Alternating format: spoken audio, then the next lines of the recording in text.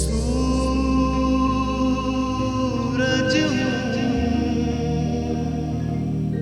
जिंदगी की रमक छोड़ जाऊंगा, मैं डूब भी गया, मैं डूब भी गया, तो शबक छोड़ जाऊंगा।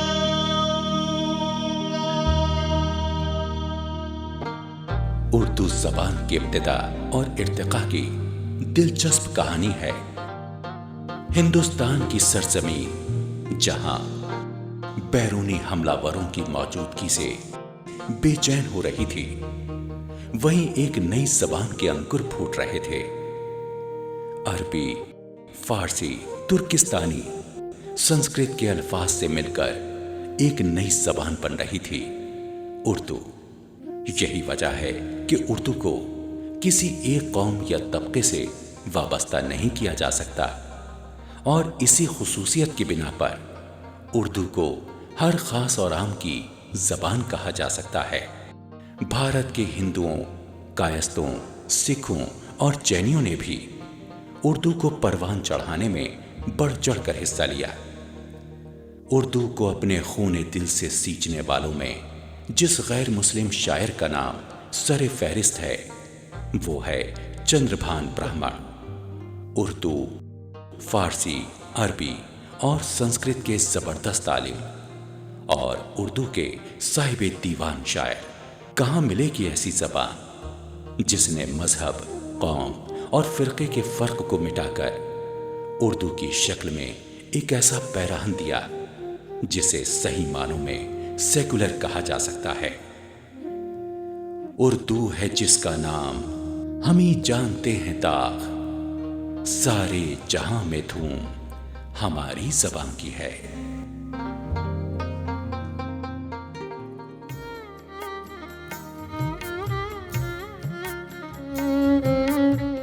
महाराजा किशन प्रसाद शाद एक दौलतमंद इंसान थे। मिजाज सूफियाना था और कलाम वहदत के जज्बे से मामूर।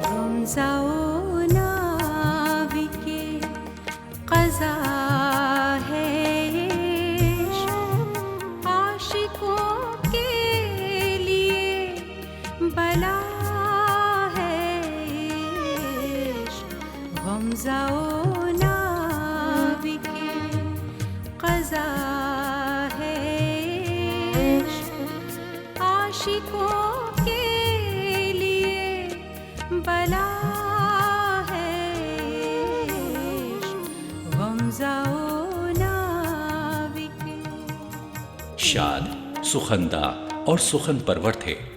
उन्होंने शायरों और अदीबों की सरपरस्ती की और पूरे मुल्क से उन्हें बुलाकर दक्कन की सरजमीन को शेर व सुखन से सरशार कर दिया। किस ज़माने में मुझे गम से सरोकार न था, किस ज़माने में मुझे गम से सरोकार न था, कौन से रोज मुझे रंज का आज़ार न था, कौन से रोज मुझे रंज का आज़ार न था, किस ज़माने में मुझे गम से सरोकार न था। शाद की शायरी इश्क हकीकी की एक बेहतरीन मिसाल है। खौफ़े तूफ़ान गम नहीं इसको, खौफ़े तूफ़ान गम नहीं इसको, खौफ़े तूफ़ान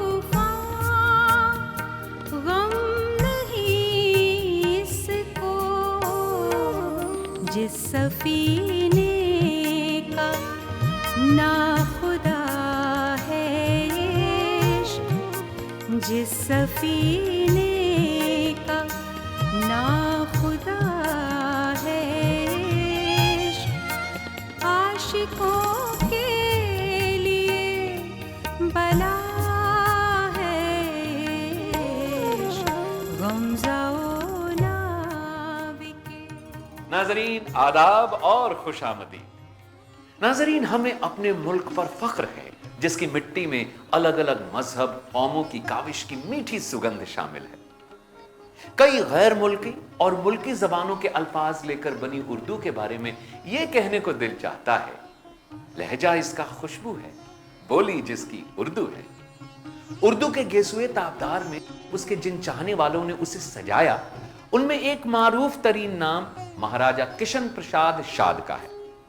शाद सिर्फ उर्दू को ही नहीं, उर्दू वालों को भी बहुत अहमियत दिया करते थे, और यही वजह है कि रियासत हैदराबाद, जहां के वो वजीर आजम थे, उर्दू के शायरों अदीबों की बेपनाह सरपरस्ती और हौसला अफजाई किया करते थे। शाद की शख्सियत के बड़े अलग अलग और मुख्तलिफ पहलू हैं। मसलन ये कि उनके नाना राजा नरेंद्र प्रसाद ने बड़े रईसाना अंदाज से उनकी परवरिश की। वो खुद लाखों की जागीर के मालिक थे, लेकिन सितम ज़रीफ़ी देखिए कि हमेशा कर्ज के बोझ तले दबे रहते, या फिर ये कि बड़ी ऐशो इशरत में पलने के बावजूद गुरूर तकब्बुर से दूर दूर तक कोई वास्ता नहीं था उनका। बेहद खुश अखलाक, बामुरव्वत और दरिया दिल इंसान थे। बावजूद इसके कि शाद वजीर आजम के आला ओहदे पर फाइज थे, शायरी के लिए उनका शौक दीवानगी की हद तक था, और जब शेर गोई पर आते तो सैकड़ों अशार मौजू कर देते। किशन प्रसाद शाद को शायरी विरासत में मिली थी, और वो शायरों और अदीबों की सोहबत को बहुत अजीज रखते थे। हजरत दाग के शागिर्द थे, और इनके अलावा भी जहीर दहलवी, सरशार लखनवी, किशन प्रसाद शाद एक बाकमाल शायर थे। उन्होंने गजल के अलावा कसीदा, हमदोनात भी बहुत खूब कही। इरफानियत की गहराई में डूबा क्या खूबसूरत शेर फरमाते हैं, चश्मे वहदत से देखता हूं जिधर, नजर आता है तू ही तू मुझको। और फिर जब शाद साहब का मिजाज आशिकाना होता था तो फरमाते हैं, इस मर्ज की दवा नहीं है शाद, इस मर्ज की दवा नहीं है शाद, सच तो यूं है कि ला दवा है इश्क। मुझे इस गुलशने आलम में मिला कब आराम, मुझे इस गुलशने आलम में मिला कब आराम, फूल इस बाग का कब हक में मेरे खार न था, फूल इस बाग का कब हक में मेरे खार न था, कौन से रोज मुझे रंज का आज़ार न था, किस ज़माने में मुझे गम से सरोकार न था। नाज़रीन आदाब। उर्दू महज एक ज़बान ही नहीं, तहज़ीब का भी नाम है। शायरी का कोई मज़हब नहीं होता। उर्दू में ऐसे बहुत से शुअरा गुज़रे हैं जिनके हालात की कड़ियाँ गायब हैं। आज हम महाराजा किशन प्रसाद शाद पर गुफ्तगू कर रहे हैं, जिनसे मुताल्लिक़ तारीख़ अदब उर्दू में उनकी खिदमात का एतराफ़ मौजूद है। गुफ्तगू के लिए हमारे साथ मौजूद हैं मशहूर शायर और नक्काद प्रोफेसर अतीकुल्लाह साहब। आप दिल्ली यूनिवर्सिटी के साबिक़ सदर शोबा उर्दू रहे, और पूरी उर्दू दुनिया आपके तनक़ीदी कारनामे की वजह से आपको पहचानती है, आपको जानती है। अतीकुल्लाह साहब, महाराजा किशन प्रसाद शाद उर्दू के एक नुमाइंदा शायर की हैसियत से पहचाने जाते हैं, अपनी ज़बान के हवाले से और अपने मौज़ूआत के हवाले से। लेकिन उन पर गुफ्तगू का आगाज़ हम चाहते हैं कि उनके सवानही कवायफ से हो, उनके ख़ानदानी पस मंज़र का कुछ ज़िक्र हो जाए, ताकि नाज़रीन को उनकी शख्सियत का भी एक खाका मैसर आ जाए, और फिर हम उनकी शायरी पर तफसील से गुफ्तगू करेंगे। مہاراجہ کشن پرساد شاد کا جہاں تک تعلق ہے، ہمارے اردو ادب کی تاریخ میں کئی جگہ ذکر ہوا ہے، اور ابھی ابھی احتشام صاحب کی کتاب دیکھنے میں آئی تو انہوں نے بڑی تفصیل کے ساتھ ان کا ذکر کیا ہے. جیسا کہ آپ نے بتایا کہ کچھ تاریخ کی اس طرح کی گمشدہ کڑیاں ہیں، جی جی تو ان گمشدہ کڑیوں کو ہماری تحقیق کو چاہیے کہ ان کو اجاگر کرے اور انہیں ہمارے سلسلہ روایت کا حصہ بنائے. اس اعتبار سے شاد کی سوانح بڑی متحرک رہی ہے، یعنی ان کی شخصیت کے بہت سے پہلو ہیں، بلکہ ہمہ جہت پہلو ہیں جو ایک شاعر کی حیثیت سے بھی ہیں، ایک وزیر اعظم کی حیثیت سے بھی ہیں، حیدرآباد کے وزیر اعظم رہے ہیں وہ، پھر ایک قدردان کی حیثیت سے بھی رہے ہیں، یعنی انہوں نے جس طرح محفلیں منعقد کی ہیں اپنے دور میں وہ بڑی یادگار محفلیں ہیں. یہ 1864 میں پیدا ہوئے تھے، اور چونکہ ان کے کسی مورث اعلیٰ کو جن کا نام مول چند تھا، انہیں آصف جاہ اول دکن لے آئے تھے، یعنی شمالی ہندوستان سے لے آئے تھے، اور چونکہ وہ انہیں علم تھا کہ ان کے جو وراثت میں ملازمتیں رہی ہیں وہ راجہ ٹوڈرمل سے اس کا سلسلہ ملتا ہے، تو راجہ ٹوڈرمل سے سلسلہ نسب ملنے کی وجہ سے انہیں پیشکاری کا جو عہدہ دیا گیا تھا تو آصف جاہ اول نے اسے ہمیشہ کے لیے مقرر کر دیا. یعنی ایسا بہت کم ہوتا ہے کہ کسی بادشاہ نے یا کسی مہاراج نے راجہ نے کسی کے لیے، کسی کی نسل کے لیے، آئندہ نسلوں کے لیے کوئی شعبہ دے دیا ہو.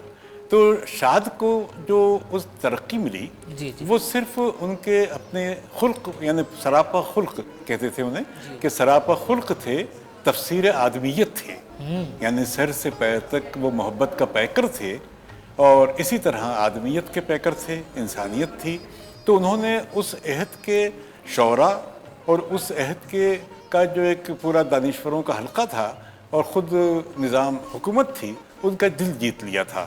نتیجہ یہ ہوا کہ وہ پیشکار سے ہوتے ہوتے ترقی کرتے کرتے وہ وہاں کے وزیر اعظم بنے. اور تاریخ یہ بتاتی ہے معید صاحب کہ وہ ایک ہر دل عزیز وزیر اعظم تھے، اور جنہیں ان کے نظام حکومت اور اس عہد کے شعراء اور وہاں اس عہد کے جو قاری ہیں وہ ہمیشہ ان کی قدر بھی کرتے تھے اور ان کا ذکر بھی ہوتا تھا.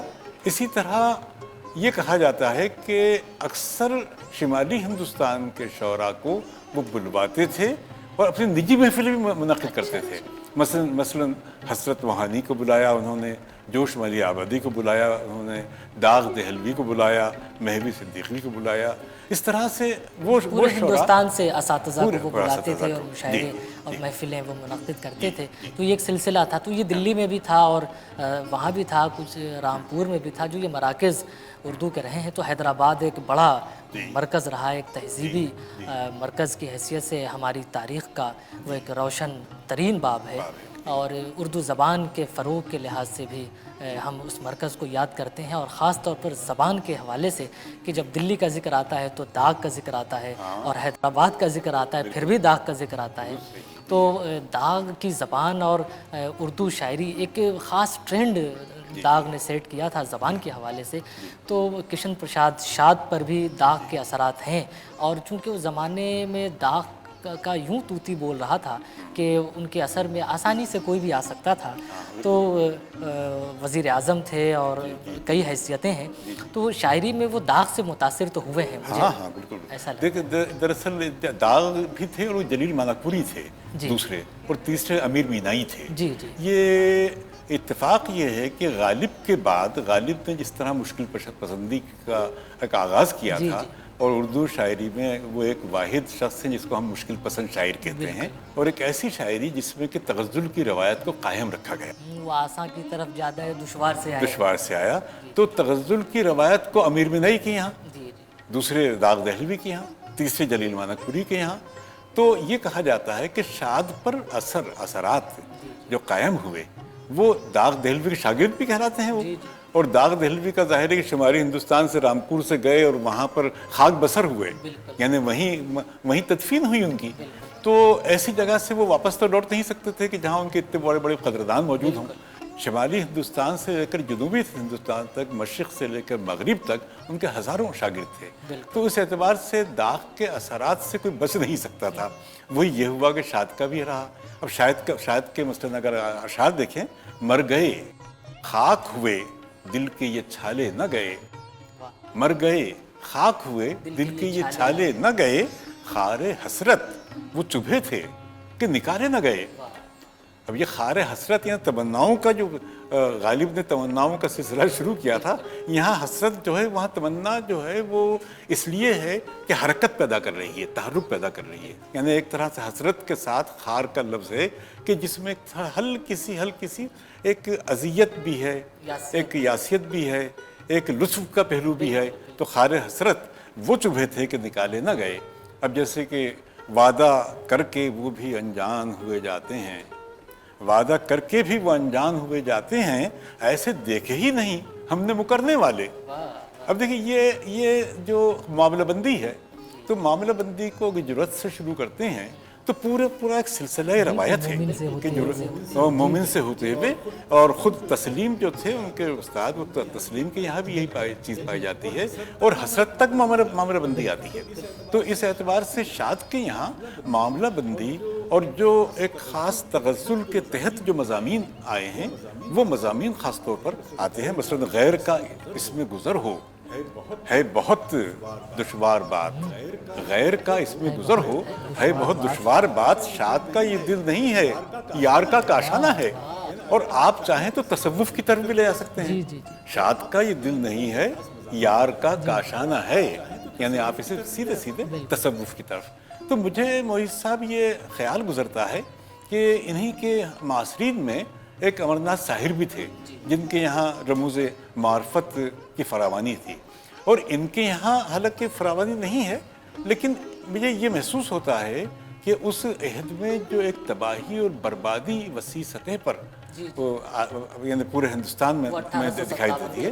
1857 کے بعد جس طرح کے ہندوستان کے عام ذہن مایوسیوں کا شکار تھا اور کشمکش کا شکار تھا، بے یقینی کا شکار تھا، اس اعتبار سے دیکھا جائے تو وہ بے یقینی تقریباً تمام شعراء میں پائی جاتی ہے. لیکن یہ تصوف کا رجحان اس بات کی علامت بھی مجھے نظر آتا ہے کہ روحانی تسکین روحانی تسکین ایک رد عمل بھی ہے، فرار کی صورت بھی ہے نا. تو یا تو یہ ہے کہ شاعر مفاہمت پیدا کرتا ہے اپنے دور سے، یا پھر بغاوت کرتا ہے، اور یا پھر فرار اختیار کرتا ہے. تو تصوف کو اگر ہم پناہ گاہ قرار دیں تو اس اعتبار سے یار کا کاشانہ ہے، یعنی انہوں نے ایک عشق حقیقی کے طور پر بھی لیا ہے اور عشق مجازی کے طور پر بھی لیا ہے. بادئے خمخانہ توحید کا مینوش ہوں. اب دیکھیے تصوف کا یہاں پر مینوش کہہ رہے ہیں توحید کا، یعنی یہ لفظیات جو کہ ہمارے یہاں بالعموم جن کے معنی راست نہیں تھے بلکہ ناراست تھے، اور جس کے مجازی معنی کہلاتے ہیں. یعنی شاعری تو دراصل دیکھا جائے تو مجازی ہی معنی پر بنیاد، مجاز کی فن ہے، مجازی زبان ہے، پوری ہوتی ہے، استعاراتی زبان ہوتی ہے. تو میں توحید کا مینوش کہنا اپنے آپ کو، اور یہ چور ہوں مستی میں ایسا بے خود و مدہوش ہوں، یعنی وہ مستی کا عالم جو کہ کسی کی عبادت میں ہوتا ہے، کسی کے عشق میں ہوتا ہے. دو چیزیں ہیں. تو یہ دونوں چیزوں میں مجاز اور حقیقت، تو ان دونوں کے اعتبار سے شاد کے یہاں دونوں پہلو نظر آتے ہیں. جیسے پتھر میں ہے شرر پنہاں، جیسے پتھر میں ہے شرر پنہاں، جیسے پتھر میں ہے شرر پردائے دل میں آ چھپا ہے عشق، پردائے دل میں آ چھپا ہے عشق، عاشقوں کے لیے بلا ہے عشق، غمزہ قضا ہے عشق، عاشقوں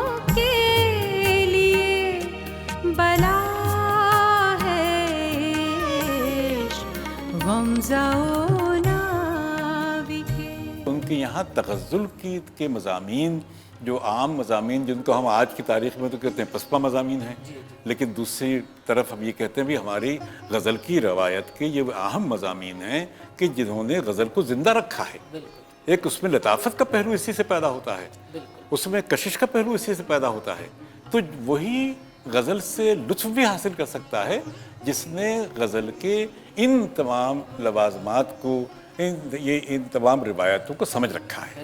جی، اور پھر یہ ہے عتیق اللہ صاحب کے وہ 1857 کے بعد کا جو المیہ ہے، پورا ہندوستان وہ آگ اور خون کی بارش میں ایک طرح سے نہایا ہوا تھا، اور ایک بڑے پیمانے پر قتل و خون کا ایک جو بازار گرم ہوا تھا، تو وہ ایک دن میں اس کے جو اثرات ہیں وہ زائل تو نہیں ہوتے، تو وہ ایک شاعر کے اندر ایک جو بے چینی کی کیفیت ہوتی ہے وہ پیدا تو ہوتی ہے۔ وہ چونکہ شاعر اس عہد میں سانس لے رہا ہوتا ہے، سب کچھ اس کی آنکھوں کے سامنے ہوتا ہے اور کچھ حساس بھی ہوتا ہے، تو وہ متاثر ہوتا ہے اور پھر اسے شعر کے وسیلے سے ہم تک پہنچاتا ہے۔ لیکن ایک تو نظم نگاری کا رجحان بعد میں پروان چڑھا، اور ایک طرف غزل بھی چل رہی تھی، اور داغ کی جو روایت موجود تھی تو وہ شاعری غزل کی تو ظاہر سی بات ہے وہ ہونی ہی تھی۔ ایک بڑی تعداد میں مقلدین بھی موجود تھے، ان کے شاگرد بھی موجود تھے، تو یہ عتیق اللہ صاحب غور کرنے کا مقام ہے کہ قومی اور وطنی شاعری ہمارے یہاں پوری اس کی بھی روایت موجود ہے، اور بڑی تعداد میں نظمیں لکھی گئی ہیں، غزل کے شعروں میں ہمیں وہ پہلو مل جاتے ہیں۔ تو لیکن کشن پرساد شاد کی شاعری پڑھتے ہوئے، یا کم سے کم داغ اسکول کے شعراء کو پڑھتے ہوئے یہ اندازہ ہوتا ہے کہ انہوں نے اپنے آپ کو غزل سے بہت مانوس کر رکھا تھا، اور غزل کی لفظیات اور غزل کے جو علائم ہیں ان سے بہت مانوس تھے، اور ان سے باہر نکلنا ان کے لیے دشوار گزار تھا۔ یہی جو آپ بتا رہے ہیں معیز صاحب کے اس میں نظم گوئی سے تھوڑا سا ایک انحراف سا نظر آتا ہے ان شعراء میں، جو کہ داغ اسکول سے جن کا تعلق ہے، اور یہ داغ اسکول سے تعلق ہونے کی وجہ سے بھی ہے، اور دوسرا یہ ہے کہ کشن پرساد شاد جو ہیں یہ وزیر اعظم کے عہدے پر تھے، اور وہ ایک طرح سے نظام حکومت تھی، تو وہ اس وقت اس طرح کی چیزوں سے بچے رہے، اور یہ بچنا ہم تمام فانی بچے رہے۔ اسی طرح سے حسد کے یہاں ویسی اس طرح کی صورت نہیں پیدا ہوتی، جہاں لگے بہت بات کے ہیں یہ، اصغر گولڈوی کی یہاں وہ بات نظر نہیں آتی ہے، اور اسی طرح شاد کے یہاں نظر نہیں آتی ہے، ساحر کے یہاں نظر نہیں آتی ہے۔ لیکن یہ ضرور ہے کہ انہوں نے غزل کی پاسداری کی، غزل کی روایت کی، لیکن انہوں نے منقبتیں بھی لکھی، حمد بھی لکھی، نعتیں بھی لکھی، اور غزل بھی لکھی۔ یعنی انہوں نے ٹھیک ہے اس طرح کی نظمیں جو کہ ہمارے دور کی فلسفیانہ قسم کی نظمیں تھیں، لیکن یہ بہت بڑی بات ہے عتیق اللہ صاحب، لیکن انہوں نے اس طرح کی نظمیں، بلکہ مجھے یاد ہے کہ انہوں نے حضور کے شان میں بھی کئی نظمیں، کئی نعتیں لکھی ہیں۔ میرے والی، میرے مولا، میرے سلطان عرب، میرے والی، میرے مولا، میرے سلطان عرب، میرے محبوب خدا، پیارے نبی سلطان جان عرب، ہے نا، میرے محبوب خدا پیارے نبی جان عرب، لاکھ مبعوث پیمبر ہوئے اس عالم میں، لاکھ مبعوث پیمبر ہوئے اس عالم میں، کون حضرت سا ہوا شان عجم جان عرب۔ تو اب اس طرح سے ایک پھیلاؤ سا ہے، ایک وسعت ہے، ان کے یہاں نعتوں میں بھی وسعت نظر آتی ہے، یہ تو منقبتوں میں بھی، نعتوں میں بھی تغزل کا رجحان ہے۔ جی عتیق اللہ صاحب، یہ بہت بڑی بات ہے کہ اس زمانے میں جیسے ساحر کا نام لیا آپ نے، امرناتھ ساحر کا، اور کشن پرساد شاد اور دیگر شعراء تلوک چند محروم، کئی ایسے شاعر ہیں، ایک بڑی تعداد ہے، پوری ایک فہرست موجود ہے کہ ان کے یہاں شاعری کا جو رجحان ہے اور جو علائم ہیں، اور جس طرح انہوں نے غزل کی پاسداری کی، نظم کی پاسداری کی، تو ایک گنگا جمنی جو روایت ہماری کہی جاتی ہے، انہوں نے بہت مستحکم کیا اس روایت کو اپنی شاعری کے ذریعے اور اپنی دیگر خدمات کے ذریعے، اپنے مراسم کے ذریعے۔ تو یہ ایک بہت بڑی بات ہوتی ہے، ایک تہذیب کے بننے کا جو عمل ہوتا ہے اس میں اسے قائم رکھنا، یہ بہت بڑا مرحلہ ہوتا ہے جو ان لوگوں نے بخوبی سے نبھایا، اور آج بھی وہ روایت پائی جاتی ہے ہمارے ہاں، بہت مستحکم ہے، یہ ہمارے لیے خوش بختی ہے۔ آپ نے کشن پرساد شاد پر بہت اچھی گفتگو کی، ان کی شاعری کے بنیادی جو پہلو ہیں ان پر بات کی آپ نے، بہت مفصل، اور اسے تشریح کر کے بھی آپ نے اسے بتایا کہ تصوف ہے اور دیگر موضوعات ہیں ان کی شاعری میں، تو ایک تنوع کا ایک سما ہے ان کے ہاں بہرحال۔ تو آپ نے ان کی نثر پر بھی بات کی، ان کی شاعری پر بھی بات کی، آپ کے ہم بےحد ممنون ہیں۔